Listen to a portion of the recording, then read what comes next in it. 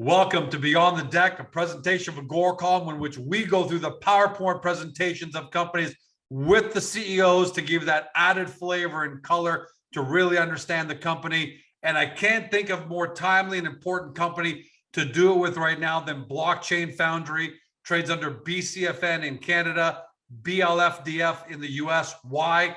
Because Web3 now has really taken foot in the mainstream. We're hearing about blockchain, we're hearing about tokens, we're hearing about NFTs, and people really want to get great information about it. And with us is Dan Wasyluk. He's the CEO of the company. For those of you new to the company, this is all you need to know. If you're a small cap investor that wants to participate in this current boom and the long-term unstoppable trend of what we call Web3, then look no further than Blockchain Foundry. They're a leading, I would say, top 3 small cap company and the Web3 space that intersects blockchain, crypto, tokens, NFTs, so on and so forth. More than just lip service. 2020 revenues last year, $1.4 million. They're already way ahead of pace this year with their first 9 months under their belt. And more importantly, they've really strongly this year made a big move away from a really nice, successful consulting practice to actually developing and commercializing their own products. For example, Syscoin is a blockchain platform of theirs with powerful features that make it easy to create safe and inexpensive applications with the security and strength of Bitcoin. And more just lip service, we might take a look at it. The market cap of it is $500-600 million. Last time I looked, it's way up there. Today, it's traded $12.5 million in volume. So it's caught the attention of the Web3 world, and that's why we're here. The company's released all sorts of great products in the last 30, 60 days. We're going to talk about those. Dan, welcome back. Can't wait to do this presentation with you. Thanks for having me, George. It's always great to be here. Hey, before we get into the deck, here's the one thing I want to make sure we clarify, everybody. People, for the most part, have been seeing what I call the surface of Web3. And what I mean by that is they hear about NFTs, apes that get sold for $500,000, NFT art projects for $70 million, Shiba coins up 10 million%. And they're just seeing the fast money side because naturally that's where the media gravitates to. What should people understand about Web3? Is this just a trading, try and hit it big trend, or is there something more important going on underneath? No, there's definitely something more important going on underneath. You know, what Web3 is it's really the advent of users taking control of their own data, right? That's really what underlies Web3 is anytime you're interacting with a website, like most people who've used OpenSea are familiar with how sort of account management works there. You're not logging in with a username and password. You're actually logging in with your wallet, right? And however much detail you want to reveal to them is an additional step that you take after you've authenticated yourself with your wallet using a signed message. And eventually that data, your personally identifying data, will turn into what we call decentralized identifiers, which will give you even more control over that data. And that's only one very small kind of example of Web3 at work in the real world that we're going to see a lot more of over the next 1 to 3 years. And so Web3 is definitely not just a passing trend. It is the evolution of the internet, just like Web2 was responsive websites and a different type of approach to website development in general. Web3 is that same sort of leap where it's a paradigm shift in how data is managed relative to particularly personally identifying data and how that's shared with organizations that you interface with over the internet and different electronic means. And so while there are these sort of banner events related to Web3 tangentially, like the Bored Ape sales and the big NFT sales and all that kind of stuff, you know, there's going to be more of that in the future, and there is real utility to NFTs as well. But there's also, you know, a lot of hype in the space right now too, right? Like I don't think that every single Bored Ape necessarily is worth the value that some people will pay for it, but I think that the underlying technology there has a lot more value to go. And one thing I just want to add, what I love about Web3 is because of your taking control of your personal data and identifier, your own wallets, it means you can, all of us can interact with applications and corporations and businesses like never before. For example, people in Agoracom could soon start earning tokens and voting on things and being a part of the governance of where the platform goes. Since they put so much time and energy into it, they'll also get a right and a say in how, and that's what I love about Web3 and why it's such a big change. How well is Blockchain Foundry positioned to be ahead of this, to get ahead of this trend and be a real leader in Web3? I mean, we are really at the forefront of really Web3 development. I mean, what we've been focusing on when it comes to specifically the Syscoin protocol is sort of the evolution of layer one blockchain platforms from what we call monolithic blockchains that only have a single layer that's very constrained in terms of cost and transactional throughput and speed, to a modular blockchain, which allows you to have a base layer that secures the chain, but then have additional layers on top that enable faster value transfer for like little or no gas, instantaneous transfers. And that is really what the Web 2 world expects. When you talk to a normal consumer on today's internet, they're not going to wait 15 seconds, which is Ethereum's transaction time, for things to happen when they click buttons. They expect stuff to happen instantaneously. And they also don't expect to pay hundreds of dollars for every click that they take. And so that's really where sort of the direction that Blockchain Foundry's investment in Syscoin is going, is to enabling these layer 2 systems that can provide with those instantaneous transactional feedback mechanisms without having, outrageous costs or complexity to users. There's still a lot of plumbing that has to be implemented to get there, but that's really where the space is going. And BCF is extremely well positioned in that perspective, because we're down at the base layer building the tooling that helps the whole blockchain ecosystem make that paradigm shift. And on that note, why don't you take us into your deck? Yeah, so I've got a deck here. I can show you some of the stuff we're working on, sort of starting at a very high level, right? And then working down to a lower level. Right. And for everybody at home, by the way, no matter what, you're going to hear, until Dan brings up that presentation, you're going to hear some high level terms, and we're going to do our best to stay away from using too much of the Web3 jargon, so that you don't get confused. But even if you don't understand all of it, just make sure that you get a general understanding of where this is going and where Web3 is going, because it's going to be the next way the web operates. So if you miss Web 1.0 during .coms, if you miss Web 2.0 with platforms like Facebook and Snapchat and all those, Web 3, in my opinion, is going to be bigger than the last two combined. So you're in the right place at the right time. Take it away, Dan.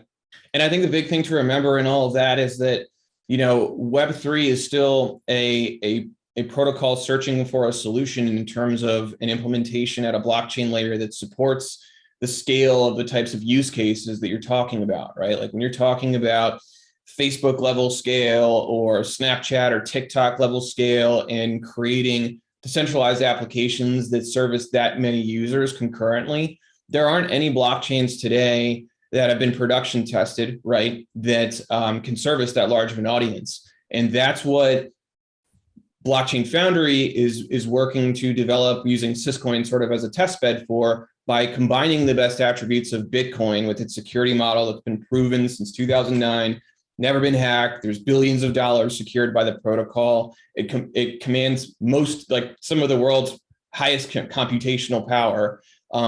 Combining that security model with the flexibility that Ethereum smart contracts bring to the equation in terms of applications that they can enable, and then taking that to the next level by creating layer 2 scalability. And that's really, how Blockchain Foundry is positioning itself within the Web3 ecosystem. And by the way, that's how Web 1 moves along too, right? We all remember, maybe some of us, we don't want to date ourselves, remember the days when you would try and download an image and you would have that slow unveiling. And that's the blockchain world today. Seconds, right? That's the blockchain today. But just because that was how Web 1 was, look what happened to it. So the same thing is going to happen with Web 3. Let's go through your deck, Dan. Show us what you got, buddy, because I love what you guys have. So a quick update just on Syscoin for those who are not familiar. It was launched in 2014 before BCF was founded. BCF was founded and has submitted a grant to Syscoin's decentralized governance and has had the development investment that it's made into Syscoin subsidized by that grant. And so that was about, I think, 4 million Syscoin several years ago. All of that grant has really been applied towards developing this NEVM protocol, which we recently launched in just this month. And be careful with that ABM protocol. I think let's make sure we stick to layman's terms. Right. So we can. Yeah. So let me circle back to that. But so a few just high level points that are important about Syscoin and differentiated from other protocols is that it does recycle computational power from Bitcoin. And so all the miners that work to secure the Bitcoin network can at the same time be working to secure the Syscoin network and be making essentially free Syscoin without expending any additional energy output, right? So that's an important, we recycle power to secure the network. That also means that it is the second most secure network by computational power on the planet right now, second only to Bitcoin. Say that one more time. So Syscoin is, you got to say that again. Yeah, Syscoin is the second most secure blockchain on the planet next to Bitcoin by hash rate, which is the computational power used to secure the network.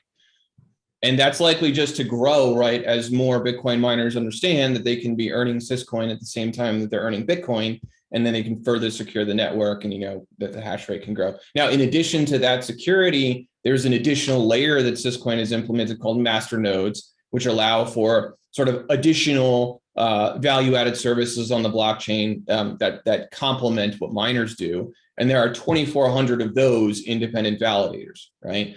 Blockchain Foundry. Where do you find these validators? How does that come about? Anybody can be a validator. You only need to have 100,000 Sys. You bond that Syscoin, and while that Syscoin is locked up, you can earn anywhere from 8 to, I think, 15 or 18% ROI annually, paid in Syscoin, back to the address that you specify as the payout address. And so what Blockchain Foundry has done in the time that it's been developing Syscoin is it put the 4 million, Syscoin that it got for the grant into 40 master nodes. And then over the course of its development, we've made some additional investments in Syscoin, and you can see all those on the CSE through different news releases that we've done. And so now we own around 6 million Syscoin, which allows us to operate 60 master nodes. And so those are all developing further revenue for Blockchain Foundry by being just running 24/7. Well, it just seems like something that's computation building on like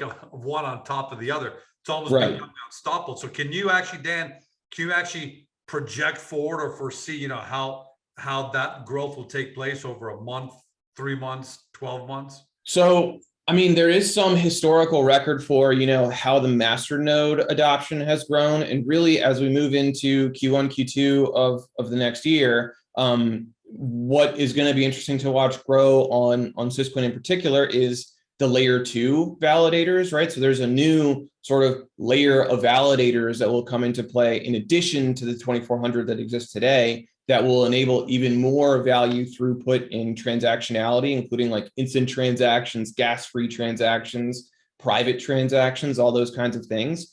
And people who run those validators will have additional crypto economic incentives, just like masternodes have today, to earn revenue for providing those services to the network. And so Blockchain Foundry not only has plans to help develop some of those components and run some of them ourselves to generate revenue, but also we plan to develop special sort of privatized versions of those for regulatory compliant operations within a public blockchain context.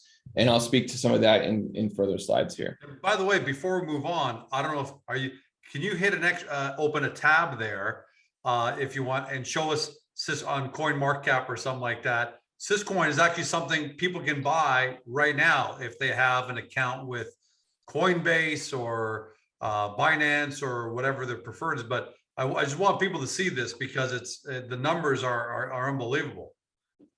Yeah, it's been doing really well this month. I've seen this before, so kind of walk them through what they're looking at as far as the fully diluted and today's volume and things like that, because that's unbelievable. Yeah, so CoinMarketCap is a site that you can use to derive different analytics around different cryptocurrency tokens. So this is Syscoin's kind of page on CoinMarketCap, And what you can see here is, that it's got a total market cap of over 442 million, fully diluted. It's about 627 million market cap. You can appreciate the volume on any given 24-hour time frame. So about $12 million in volume over the last 24 hours. I mean, what does that say, Dan? We take it for granted, but the shareholders who are watching now, just getting to really know Syscoin, those kind of numbers are great third-party validation, right? Because I could create a George Bucks token. Yeah, true, right? Like and nobody knows it. There's no volume. Nobody has a utility. But the difference between George Bucks and Syscoin is that number, that 24-hour number, and the market cap tells you that the Web3 world has really taken to Syscoin and really believes in what it's doing. Correct? Yeah, no, you're totally correct. I mean, and really, this is more of an indication of like what I would say people who are a bit more familiar with blockchain technology in the cryptocurrency space, think of the technology that BCF is primarily developing, right? And so while Blockchain Foundry stock is still working its way towards the market understanding, right, better what the offering is. Those who are sort of close to the ground in the cryptocurrency space, whose preferred investment vehicle is, of course, cryptocurrency, right, can fully appreciate what we're doing, and the value growth over the past, 3 months here is what we're looking at is a strong indication of that.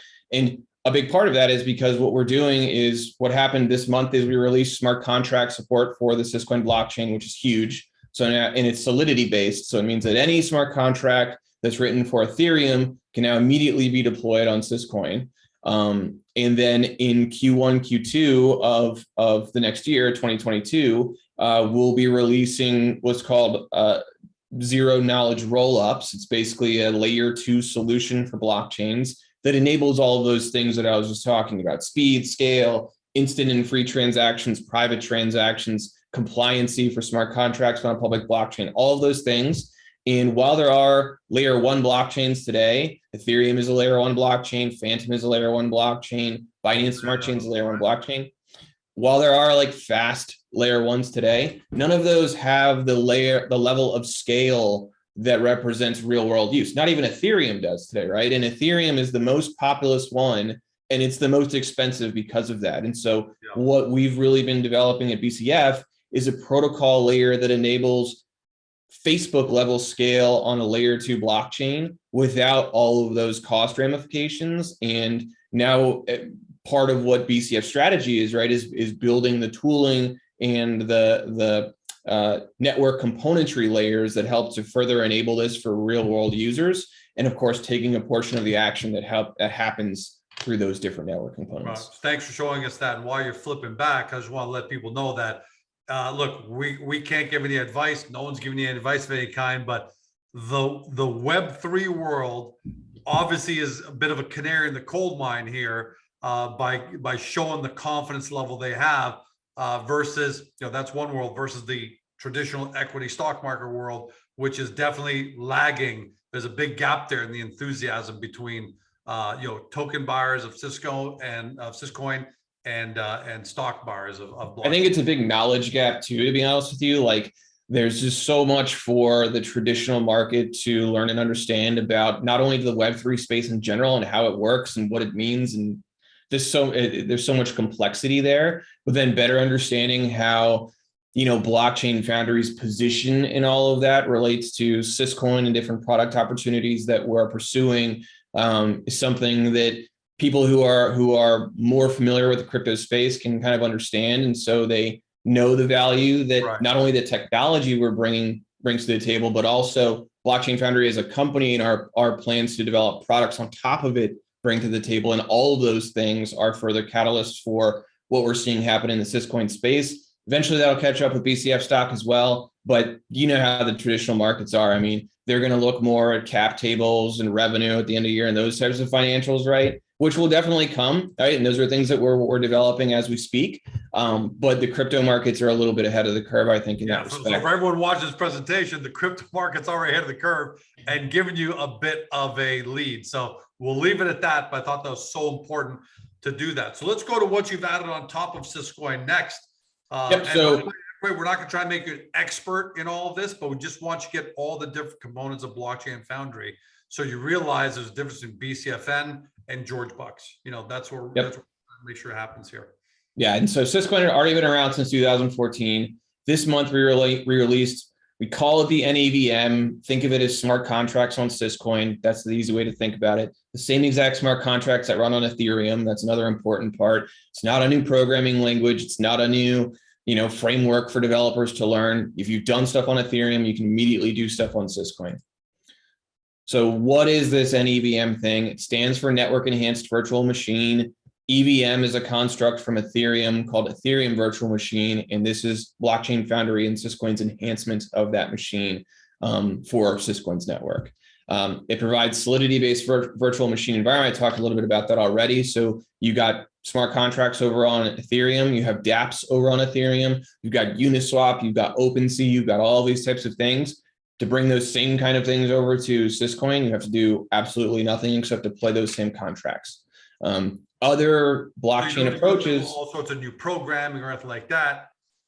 You can just and what's my incentive to do that? Like what's a typical what's a small example of someone who would take their application and port it over to Syscoin as well? So there are a bunch of new types of use cases that the technology that the NEVM and layer 2s bring to the table that will only be enabled on Syscoin in the near future, right? There's still blockchains that have to catch up to that. Even Ethereum is working on catching up to that with their sharding layer 2 approach. And that approach has not really been vetted from a security perspective, right? Whereas Bitcoin's security model is proven, the direction that Ethereum is going in is not fully proven yet. And so we'll see kind of what happens if and when Ethereum 2 finally reaches a production state. And so that's part of the incentive model, is that there is basically, blue skies over on Syscoin, and in a way that is scalable into the future. And so why not take your application that's already highly successful on Ethereum, bring it over to Syscoin, knowing that that's likely the place that a lot of volume is going to move in the future, as they have these scalability, gas cost, regulatory compliance sort of needs. So do you guys expect to see a lot of applications that are using Ethereum right now to start coming over and using Syscoin? And if so, what kind of reaction have you heard from that world? And what does your pipeline look like, pardon the pun, but in terms of, GeorgeCom coming on to Syscoin and other applications? So it's incredibly exciting. Our perspective is really less focusing on independent applications that are coming onto the protocol and more enabling tools and liquidity for whoever wants to come onto the protocol, right? So like something that Blockchain Foundry is very interested in exploring is, a Uniswap like equivalent on Syscoin, right? And Blockchain Foundry can deploy that ourselves. Other folks who come onto the Syscoin network and want to provide liquidity to that automated market maker can. Blockchain Foundry is getting a cut of all of the operations that happen there, but liquidity providers are also getting crypto economic incentives to participate there. And so just like you have that naturally developing on Ethereum through the different projects that need to have liquidity or swap between coins, that same sort of thing can now evolve on Syscoin, right? Except on Syscoin, most important, because a lot of people probably couldn't keep up with the Uniswap and all that, but the most important Uniswap is a decentralized exchange for this. Yeah, but most important thing is people who are doing things with Ethereum right now have a big incentive to come over onto Syscoin. Right, because now you can make those, decentralized exchange trades for fractions of a penny versus hundreds of dollars each. And you can do those once we get to layer 2 instantly or for free. And those are huge incentives versus, trying to do that over on Ethereum, where each one's hundreds of dollars and takes 15 seconds to 3 minutes. All right, perfect. That's a great understanding there. Let's move on to the next great innovation you guys have got. And so just before we go there, one other thing I do want to mention is that, Syscoin is developing its layer 2 strategy around a technology called zero knowledge rollups. That's important to know because Ethereum is utilizing something that is called optimistic rollups. And those are two different approaches to scaling a blockchain network. We believe that zero knowledge rollups provide computationally more efficient, smaller data in the end, so the blockchains can scale a lot more, whereas optimistic rollups have some security trade-offs because they don't have the security of zero knowledge rollups, and aren't necessarily as efficient, right, as zero knowledge rollups. And so that's important because the technology that underpins zero knowledge rollups, which is developed by a company called ZK Sync, which is valued at $5 billion. And so that tells you, you know, the type of value that those within the ecosystem that know how blockchains are evolving and needing to scale are attributing to the type of technology that Blockchain Foundry specifically is implementing within Syscoin to help it scale. If you know. That's Exactly. So we'll see how it goes, right? But I think that that the market is providing a lot of confidence to the direction that we've clearly taken. $12.5 million in Syscoin, you know, traded just in the last 24 hours. And it's still one of the by market cap, Syscoin is still one of the least valuable smart contract enabled tokens, right? And so if you compare it to Solana, Phantom, Binance Smart Chain, Avalanche, those are all valued at multiple billions of dollars. I think the nearest one is like $2.07 billion. And you saw Syscoin's like $400 million, right? So it's still, people are still waking up to what's being enabled here. And I think the same thing is to be said about Blockchain Foundry stock. It takes some time for people to understand. We've been talking about, well, we've been working on Syscoin for the past year, right? But people only started to really appreciate the value in the technology when we approached the last 3 months of the release timeline, right? Yep, so yep. That shows how it goes. Par for the course. So another thing that that Blockchain Foundry is really focused on and is enabled by everything that we're doing on Syscoin is opt-in regulatory compliance on a public blockchain network. And so this and what is does really that mean, key. by the way, just so people can before we go into the description, what does that mean in layman's terms? So security tokens, tokens that are that require additional sort of transfer rules and compliance clearances usually are operated within private networks because you have to have these control sets that are not possible on a blockchain today. So like a security token like USDT Tether, which is the biggest token in today's blockchain ecosystem. It's multiple billions of dollars. It's kind of the fundamental underpinning of a lot of the hedging solutions that are provided to blockchain traders today. That is a security token that I think regulators are going to crack down on in coming years. And I think other ones like USDC, TUSD, any of these stable coins all represent a security token fundamentally. And so you need to have things with a security token in different jurisdictions, like making sure the person who holds that token has KYC information, making sure the person who holds that token is not on a terrorist blacklist, all of these types of things, which in today's blockchain ecosystem cannot really be enforced, not strongly. Regulators are going to start moving in on that, and Blockchain Foundry is looking to provide the tools to those regulators to validate that different issuers like Bitfinex behind USDT is performing the compliance checks and safeguards that it needs to, is listening to the blacklist, is following the FATF rules, all of that kind of stuff, and making that very easy for them to prove. Versus today, where it's essentially wild, wild west. There's a very rudimentary system for the compliance within the blockchain space, but it leaves a lot to be desired. And we're working directly with regulators on this, you know. And so, and I love the way that you guys are getting ahead of that curve, knowing that it's coming and building in an opt-in regulatory compliance. So if I'm thinking of coming over to Syscoin, then right away, even if you're not even thinking about it, because like these people are on Ethereum today, regulator shuts them down because they say you need to prove that everybody that's using your token, you have KYC information on them.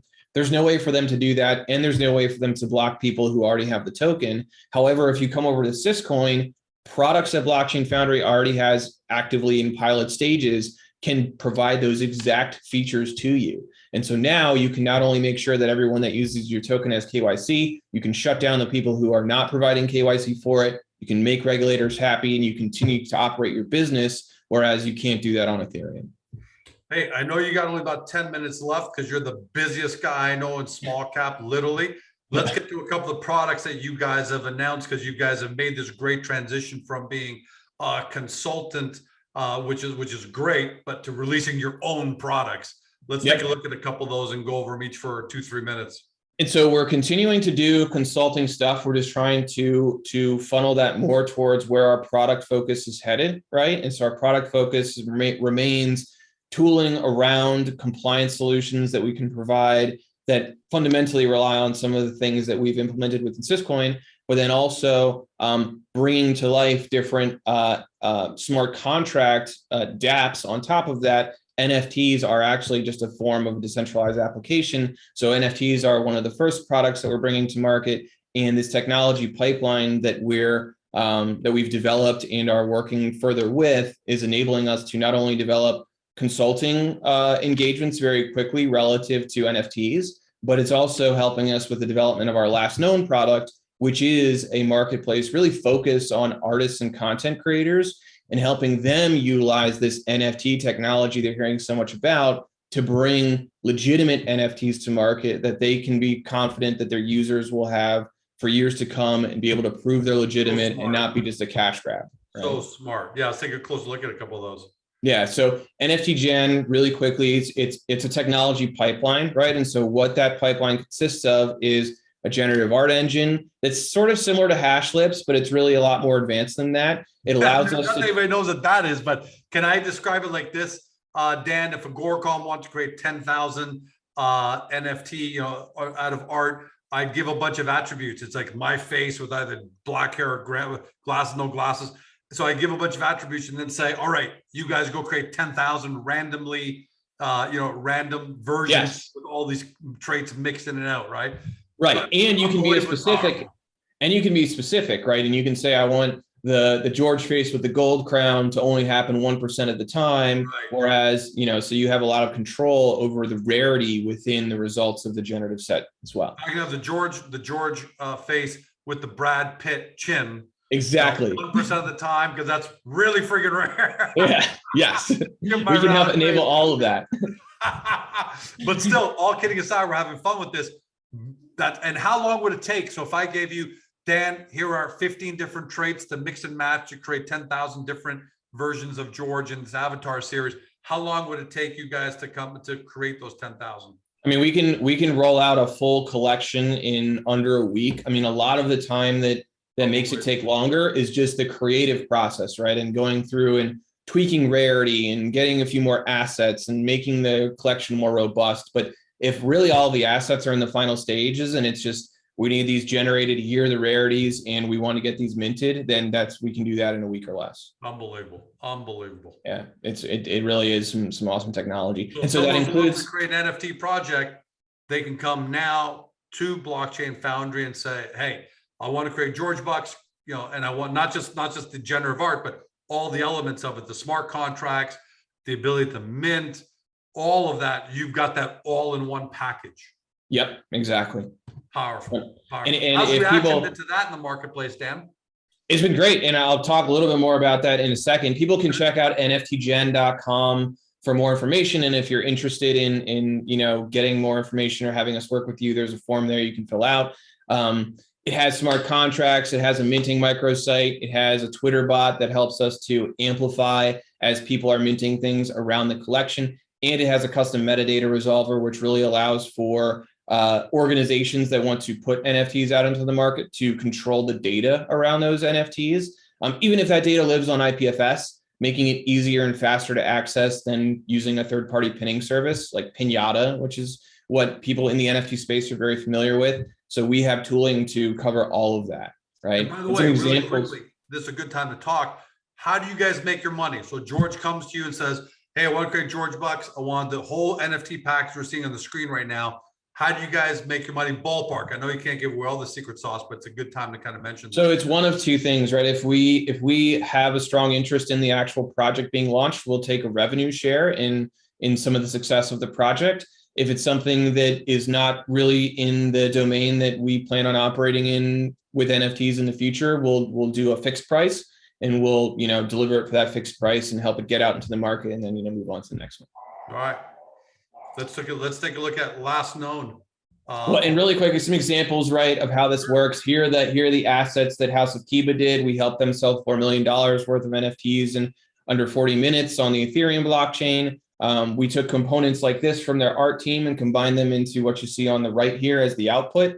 And those were minted as 10,000 different. Unbelievable. You took those elements on the left, just those elements, and created the output on the right, and 10,000 different versions of that, or not 10,000, how many? No, yeah, 10,000. Yeah, there were 10,000. And the properties are also going to be used to get these characters into metaverses and stuff in the future. And so there's a lot of additional utility that our NFT pipeline can provide beyond what other competitors may be able to provide. And then another project that's using NFT Gen and is coming up is Capbotica. BCF is actually a partner with Capbotica because we have a lot of faith in this project. Their art team is amazing. Check out capbotica.com if you haven't done so already. Capbotica success is BCF success, so definitely give it a look. Yeah, definitely, absolutely.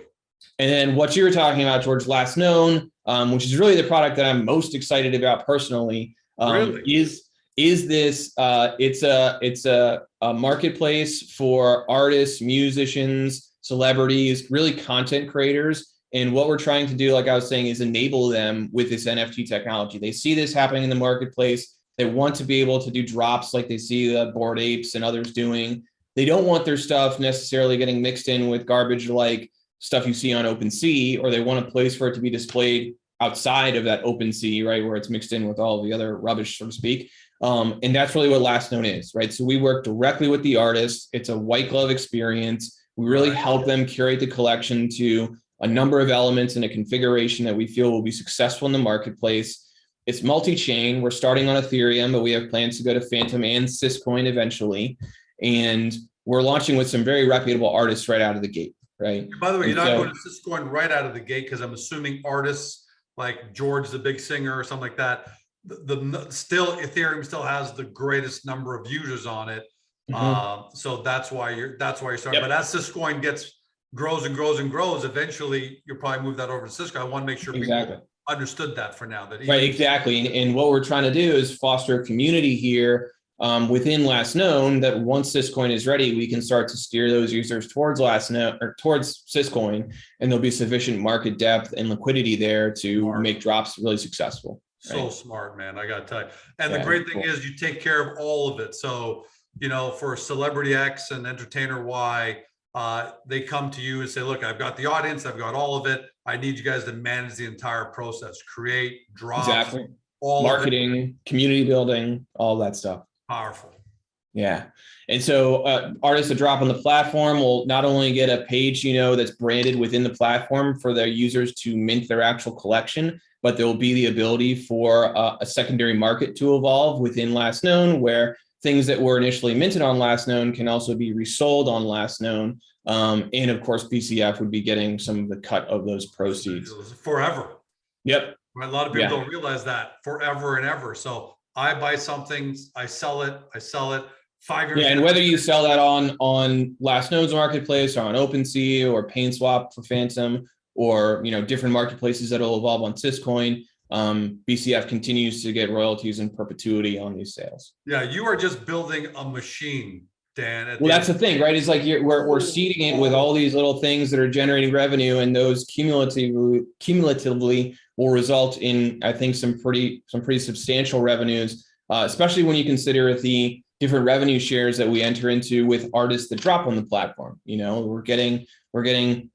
We're generating revenue with every drop we do. We're creating additional revenue through the royalty streams that are being built into these drops that go on in perpetuity. And so the more of those we get out into the market, the greater chance we have to generate further revenue, especially as those potentially go up in value, as a lot of the artists that we're working with have plans to incorporate the NFT designs that are minted into their artworks going forward, which we've seen from other artwork in the NFT space, typically has the effect of increasing its value over time. And you're getting good interest, some good interest from artists. Oh yeah, we just started, but we have to put people in line. There's so much interest, and I wish we could service all of the artists who are interested right now, right? But we do really focus a lot on the current drop that's happening and the very next one, and making them each a success in their own right.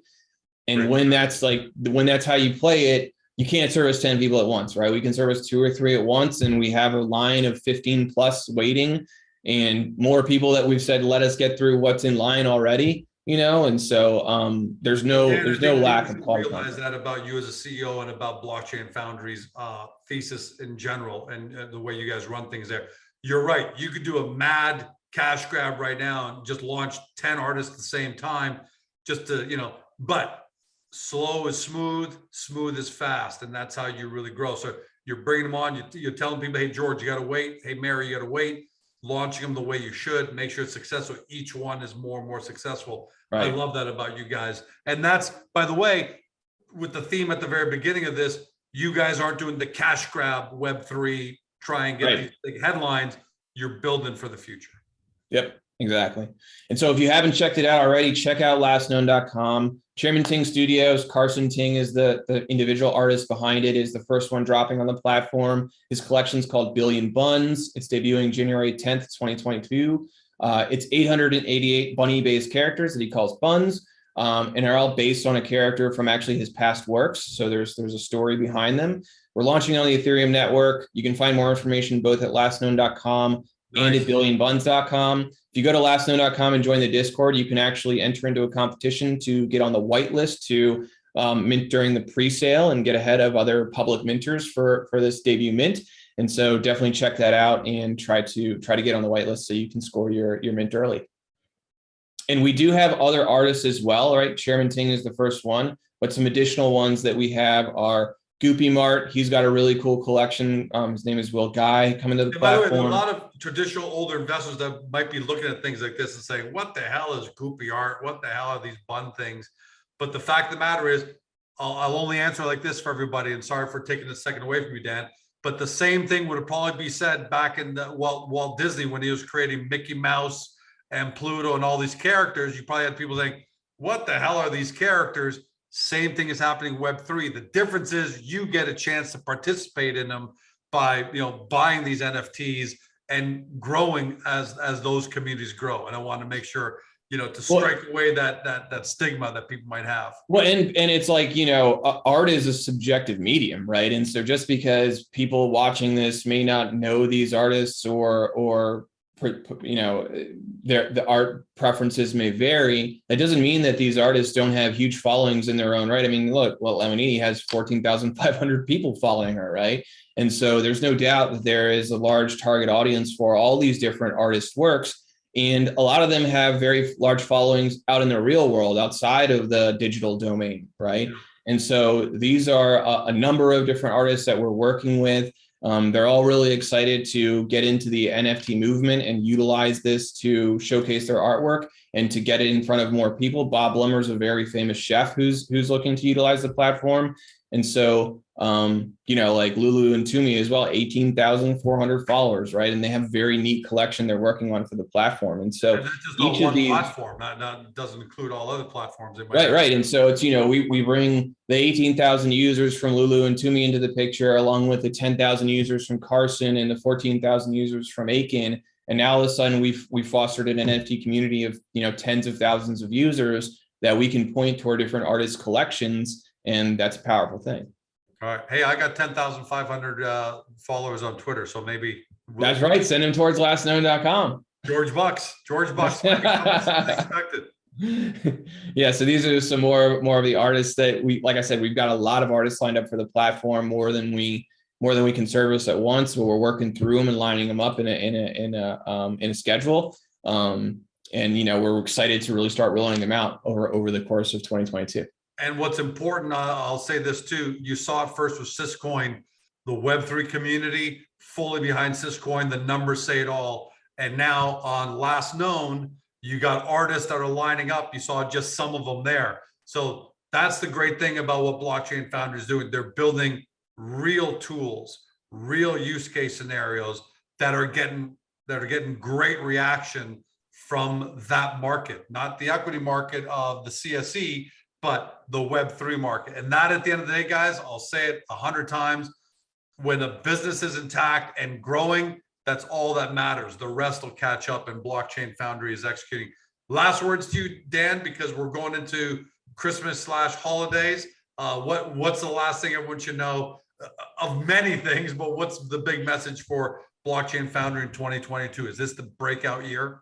I think it's going to be a breakout year for us. I do think that the model that we've structured with Last Known and the artists and the approach to the market that we're taking there is going to be really successful as we roll it out over the next year. I also think the multi-chain approach that we're leveraging there gives us a lot of opportunity, not only in terms of the liquidity we can tap on different chains, but how we can help to steer more liquidity towards Syscoin and different products that Blockchain Foundry will be bringing to the Syscoin blockchain.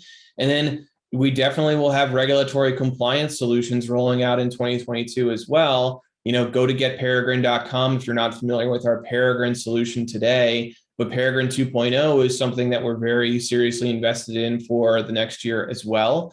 And that's something that layer 2 and NEVM and all the stuff that we've been building on the Syscoin side is really leading towards. And so, Last Known is not the only sort of blockchain-based product that we're developing. We've got Peregrine, we've got a wallet solution as well that we're developing that will enable us to interface with those compliant tokens that exist on the Syscoin blockchain.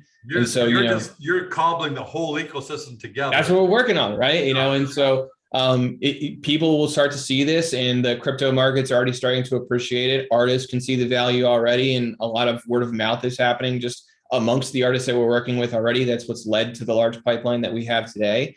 And I think that you'll see more of that value delivered in, the coming year, especially as we start to do these NFT drops.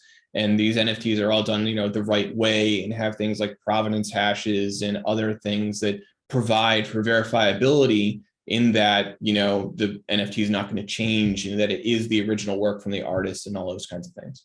Dan, congratulations on what you guys have built.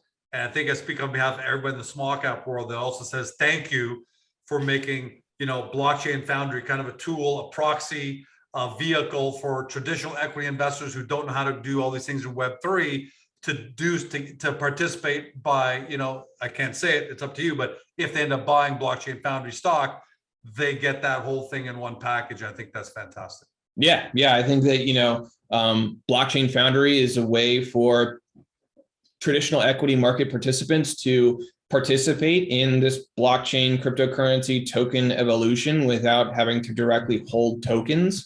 We make the technology development investment in those, and our revenue bottom line is a reflection of the success that we're seeing in those markets or not, sort of thing. And so it's a great vehicle to participate in if you think that blockchain technology and Web3 and all these things that we've been talking about on this call, have a bright future. Then you should definitely take a look at Blockchain Foundry stock. Thanks a lot, Dan. Thanks for joining us today, my friend. Thanks for having me. Looking forward to the next one. To everybody at home, we told you at the beginning, look, you didn't have to become an expert in Web3. There's no way you're going to do that in 45 minutes. But now, even if you didn't understand a lot of the terminology we were using, and we try to avoid a lot of it, you really understand the ecosystem, the success, the big picture that Blockchain Foundry is building. Now it's up to you to decide if you want to make Blockchain Foundry your Web3 proxy. Do your due diligence. I mean, you don't need any more than what you've seen here because it's all been in the presentation. But as a reminder, get the company's profile page on Agoracom. We got a lot of this laid out for you in 1,000-foot level, and then hop over to the Blockchain Foundry website for deeper dive research. But if you believe in the future of Web3, blockchains, tokens, NFT, crypto, DAOs, all of that, and you believe in where it's going to go, then Blockchain Foundry is the company you have to do your research on. Thanks for joining us. Have a fantastic day. See you next time. Thanks for having me. Hey guys, the video's over, but don't forget to help your company by liking it and even leaving a comment below. And then don't forget to help yourself by subscribing to our YouTube channel so you never miss another great Agoracom small cap video.